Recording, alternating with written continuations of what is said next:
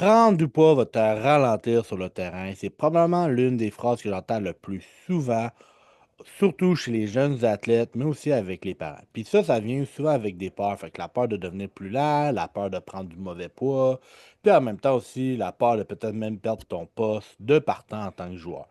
Puis là, ce problème-là, c'est pas une question de poids, mais c'est surtout comment tu vas le prendre, puis qu'est-ce que tu vas faire en sorte dans ton off-season. Fait qu'au niveau de cette structure-là. Donc, si tu ne me connais pas, mon nom c'est Dave Powell, je suis préparateur physique, puis j'accompagne depuis déjà plusieurs années les athlètes à devenir plus forts, plus explosifs et plus rapides. Et aussi, si ça s'intéresse, on a un gym de performance à Lévis, au 545 3e Avenue, à Lévis, à Saint-Romuald. Donc, dans le dernier podcast, on a parlé un peu, tu sais, d'avoir un mauvais off-season, ça peut avoir des impacts. Puis aujourd'hui, on va rentrer un petit peu plus précisément dans le fait du mythe de ton poids, si ça va te ralentir et tout ça. Donc, il faut comprendre que certains mythes qu'il peut avoir. Fait que, tu sais, on a beaucoup la mentalité de dire être plus léger va t'aider à être plus rapide. Puis, oui, puis non. Dans le sens, être léger, c'est sûr que si on compare des positions, fait qu'un gars qui pèse 300 livres qui est au line, puis un receveur qui pèse 180, je m'attends que le receveur soit plus rapide que l'eau line, right? Mais entre positions, fait entre deux receveurs, fait qu'un qui pèse 160 puis l'autre pèse 180, ben clairement, peut-être même le gars qui est plus lourd pourrait être plus rapide que le gars plus léger.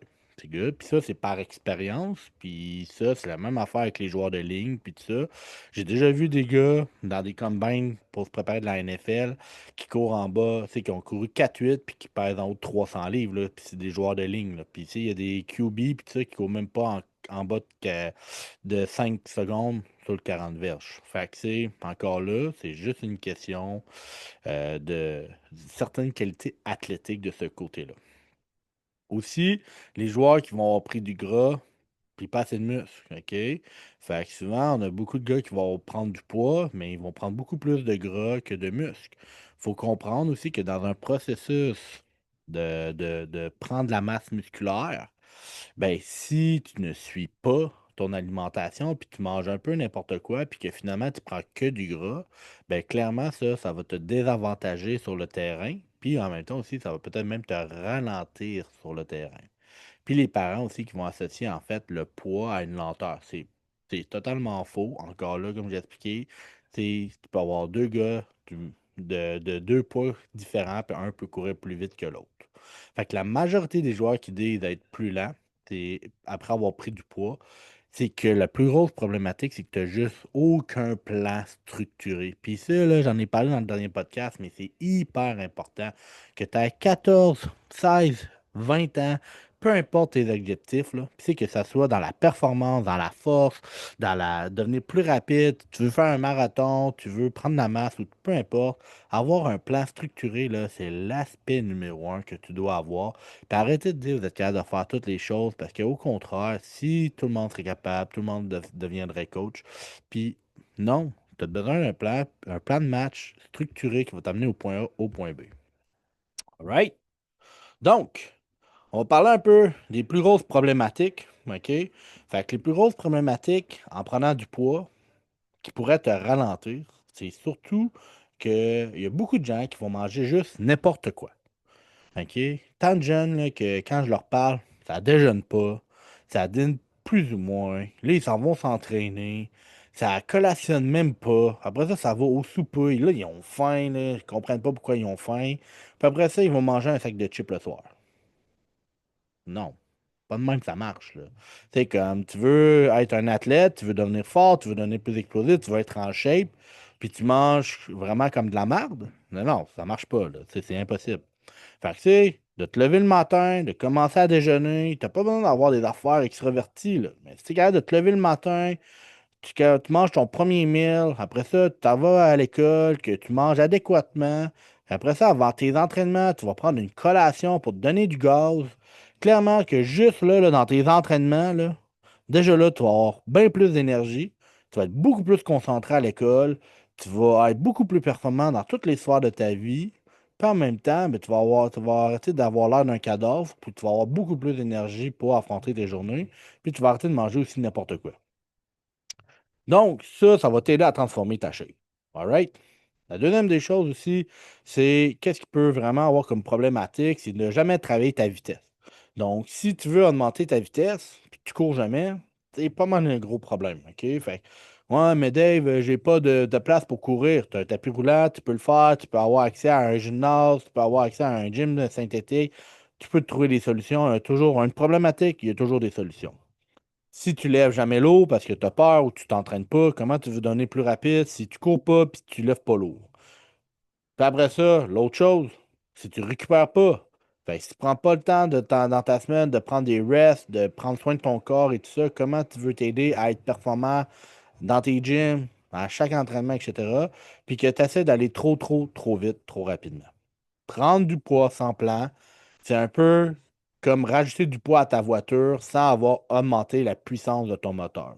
Puis ça, souvent, c'est que tu veux rajouter du poids dans ton char, mais si le moteur n'est pas assez fort, ben, il ne roulera pas plus vite, là, tu sais, il va juste être plus lent. Fait que c'est le même principe avec ton poids. Tu as bien beau prendre du poids, mais si tu prends juste du gras et tu ne prends pas de muscle, puis tu cours pas, ça ne marchera pas. All right? Donc, fait que c'est euh, fait que le bon type de poids, comment tu devrais prendre la masse, puis comment prendre la bonne masse va t'aider à performer sur le terrain puis à être plus rapide. C'est la première des choses, c'est de prendre la masse musculaire. OK? Prendre la bonne masse musculaire. Tu veux généralement t'assurer de manger adéquatement. OK? Manger tes protéines, tu peux manger entre 1,8 grammes, tout dépendant encore, là, mais c'est il y en a que des fois, c'est comme ça pèse 200 livres puis ça mange 100 grammes de protéines par jour. Là, on va commencer à l'augmenter graduellement. Mais généralement, là, on aimerait ça peut-être viser entre 1,6 à 2 grammes de protéines par kilo de poids corporel. Après ça, on va s'assurer d'avoir beaucoup de carbs dans tes journées. Fait que riz, pain, pâtes, patates. Les fruits aussi, il faut les compter là-dedans. Faites attention, des fois, il y en a qui ne les comptent pas.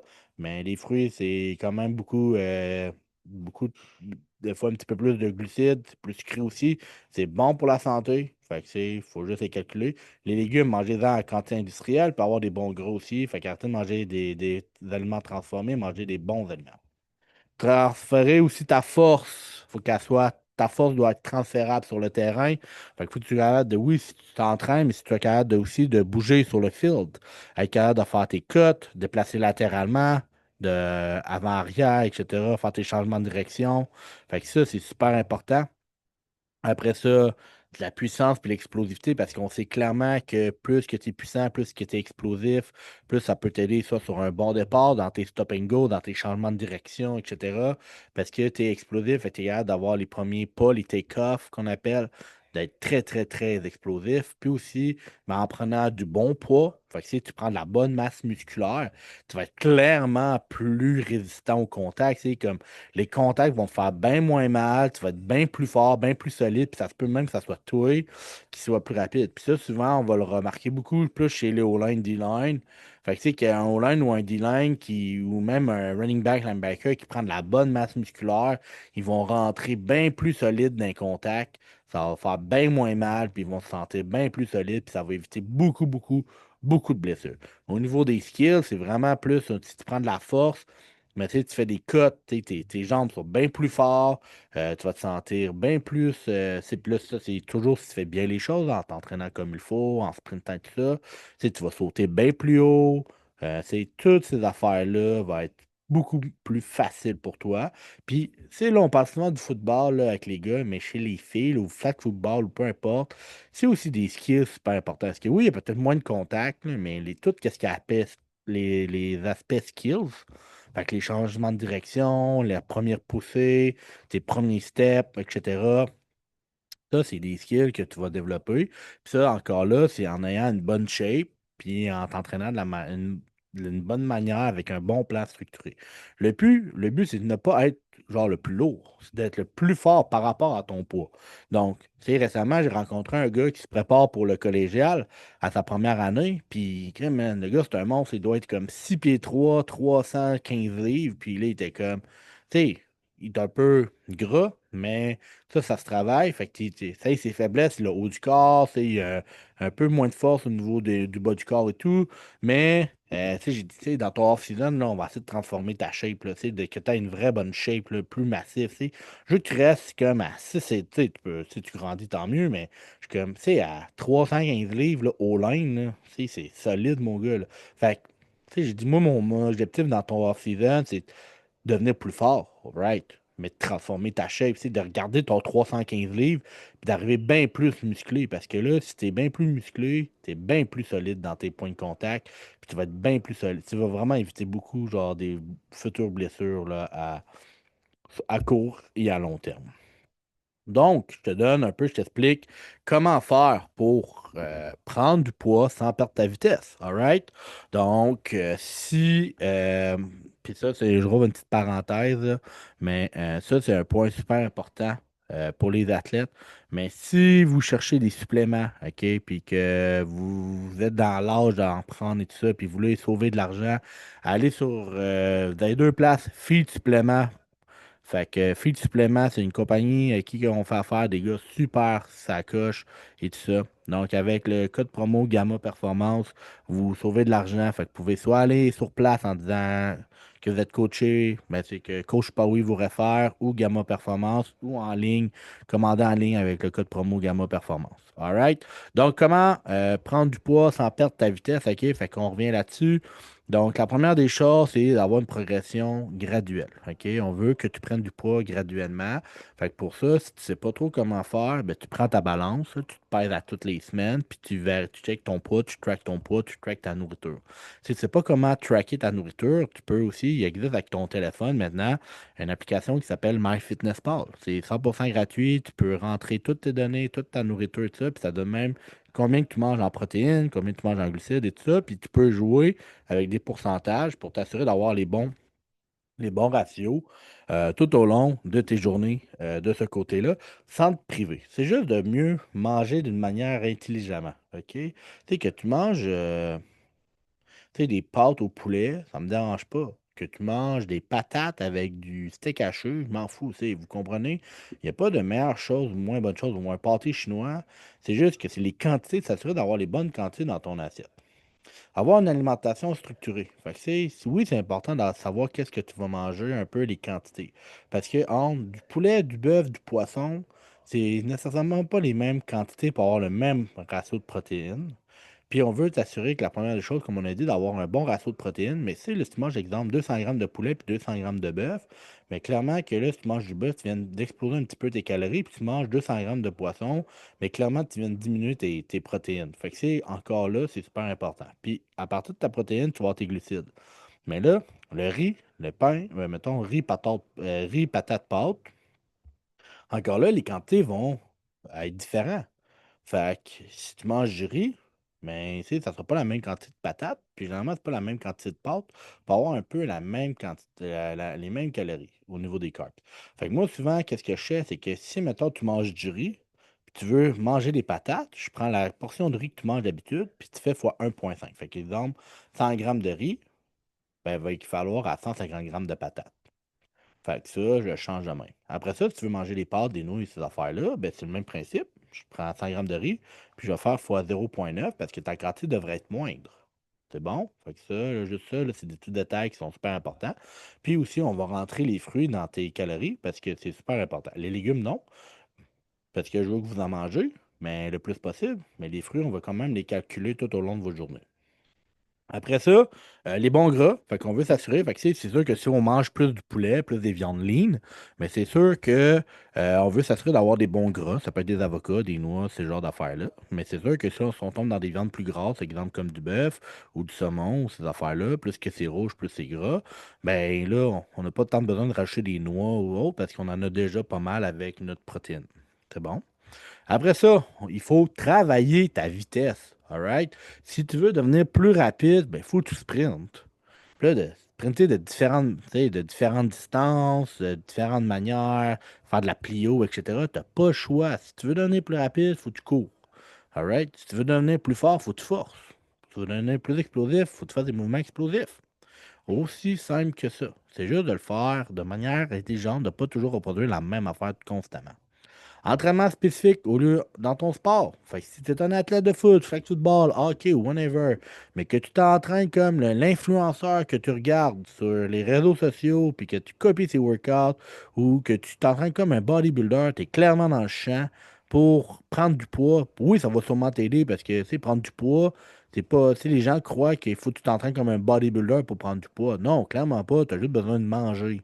OK? Tu as juste besoin de manger. Tu veux prendre du poids, tu as besoin de manger. Pas plus compliqué que ça, mais de manger intelligemment. Tu sais, il n'y a pas des entraînements de prise de masse. Si vous voyez des gens, des entraînements de prise de masse, c'est de la bullshit. All right? Tu peux courir, là. Moi, je connais un de mes chums, là, qui avait pris 10 livres, puis il faisait des demi-marathons. Juste parce que la différence, c'est qu'il mangeait beaucoup plus. Puis même en prenant 10 livres, puis tu sais, il courait, là. Fait que si on parle de marathon, puis de tous les gens qui font des demi-marathons ou de la course, on perd du poids généralement. Mais lui, il en a pris, parce qu'il a juste décidé de manger encore plus, parce qu'il voulait pas trop perdre sa masse, puis il voulait en gagner, il voulait essayer ça. Donc, c'est juste une question de quantité de nourriture que tu dois manger versus ta dépense énergétique. Fait que là, ton style d'entraînement, là, ben, c'est super important si tu veux te développer en tant qu'athlète sur le terrain. Puis ça va aussi être ajusté en fonction de ta position. Parce que c'est sûr qu'un receveur et un O-line, c'est clairement pas les mêmes qualités athlétiques. Tu sais. Entre un running back puis un O-line ou un D-line, même principe. Vous comprenez? Fait que chaque position a des qualités ou qu'il y a des choses plus en priorité que d'autres. Fait que, tu sais, moi, qu'est-ce que j'aime bien faire souvent, c'est avec l'O-line, c'est oui, de les apprendre à bouger puis de faire un peu plus de conditionnement présentement. Mais un receveur, un débit, des gens qui doivent déjà comme qui veulent devenir rapides, parce que c'est comme un peu dans leur haut de sphère de leur pyramide. Bien, clairement qu'on va déjà commencer à faire des séances de sprint, là. C'est comme des séances de course et tout ça, parce que c'est super important. Fait que ta vitesse, elle s'entretient. C'est bon. Fait que si tu ne travailles pas ta vitesse, tu vas la perdre. C'est good. C'est pas quelque chose qui apprend du jour au lendemain. Ah, ça fait, tu sais, mettons, j'ai fini ma saison au mois de novembre, je recommence juste en juillet parce que je suis comme, ah, j'ai une lumière, c'est vrai, mon camp de football commence dans un mois, au mois d'août, je vais commencer à courir. Ah, ma vitesse va revenir. Si t'as rien fait, t'es pogné le cul, mais clairement que tu vas juste être rendu plus lent à ta prochaine saison. C'est bon? Fait on mange bien, on récupère bien, on court vite, on s'entraîne fort au gym, on fait des choses qui sont spécifiques à ta position, puis transférables sur le terrain. All right? Puis ça va vous aider à prendre de la masse musculaire, puis à être encore rester plus rapide, puis même encore à être plus de ce côté-là. Message aux parents. J'aime ça toujours vous jaser aussi. Fait que vous comprenez direct, si vous comprenez, chers parents, que si vous m'écoutez, ou que vous avez des jeunes enfants qui vont faire des sports ou que euh, vous avez un kid qui vous demande de s'entraîner, tout ça, puis il veut prendre la masse. Le poids n'est pas l'ennemi numéro un. OK? L'ennemi numéro un, c'est qu'est-ce que vous achetez à l'épicerie. Tout, qu'est-ce qui est les produits transformés, tous les aliments dégueulasses pour la santé, les chips, tout ça. Ça, c'est l'ennemi numéro un que vous aidez pas à votre enfant. Si votre enfant, là, son alimentation ressemble à une sandwich aux tomates avec un ficello puis une patte d'ours, clairement, vous êtes dans le champ puis vous ne nourrissez vraiment pas comme il faut votre enfant. Si c'est pour manger des toasts au Nutella le matin avec du jus d'orange, clairement, vous êtes dans le champ aussi. Il faut s'assurer de manger de manière intelligemment. Puis ça, ben, ça passe par la nourriture. Si vous voulez que votre enfant puisse performer à l'école, parce que, tu sais, on dit tout le temps, on est un étudiant athlète et non jamais un athlète étudiant. C'est bon, fait que le mot étudiant vient en premier. Il faut s'assurer que l'enfant mange comme il faut pour s'assurer d'avoir l'énergie nécessaire et la concentration nécessaire dans ses cours et être performant dans son sport. L'improvisation aussi, fait que si tu te lèves puis que tu sais pas quoi faire, que tu fais un peu n'importe quoi au gym ou whatever, puis là, ah, aujourd'hui c'est telle affaire, ah, je vais courir un petit peu, blablabla, ça t'aidera jamais à avancer puis à progresser. Fait que si votre enfant fait un peu n'importe quoi, mais rendu là, regardez voir justement d'avoir un encadrement. All right? Fait que c'est avoir un bon encadrement, même s'il est suivi par un programme de football, puis peu importe, s'il décide de vouloir en faire plus, c'est peut-être juste savoir s'il fait bien les choses ou si ça va permettre. Avoir un encadrement externe, c'est sûr, ça va vous aider aussi au niveau de sa sécurité. Ça va aussi vous donner une sécurité parce que vous savez que votre enfant est pris en charge par quelqu'un qui s'y connaît, mais ça va aussi permettre à la sécurité de l'enfant d'éviter les blessures niaiseuses, puis en même temps, ben, ça va lui permettre de performer dans son sport. Un athlète qui est beaucoup plus fort et plus solide, c'est souvent un athlète qui va être beaucoup plus confiant et surtout moins blessé. Alright, gang? Donc, si tu te demandes si tu prends du poids est une bonne idée pour toi ou pour ton enfant, la réponse, c'est oui et non. Ça va toujours dépendre du plan de match, puis de qu'est-ce qu'il va faire dans son off-season. Alright? Donc, si en ce moment, tu sais pas trop qu'est-ce que tu fais, tu peux m'écrire directement sur Instagram avec Coach Powy, P-O-W-Y. Puis écris-moi off-season si tu veux en savoir plus sur comment je pourrais t'aider à te développer au niveau de ta force, ton explosivité, ta rapidité, tout ça. Mais aussi, juste de m'écrire personnellement, voir si qu'est-ce que tu fais, c'est vraiment bon. Puis honnêtement, je vais te le dire, si c'est bien fait, puis que c'est encadré d'une manière intelligente, en prenant du poids, puis en augmentant ta vitesse. Fait que sur ça, n'hésitez pas, likez, partagez, suivez-moi sur les réseaux sociaux. Et sur ça, à un prochain épisode, gang. Ciao!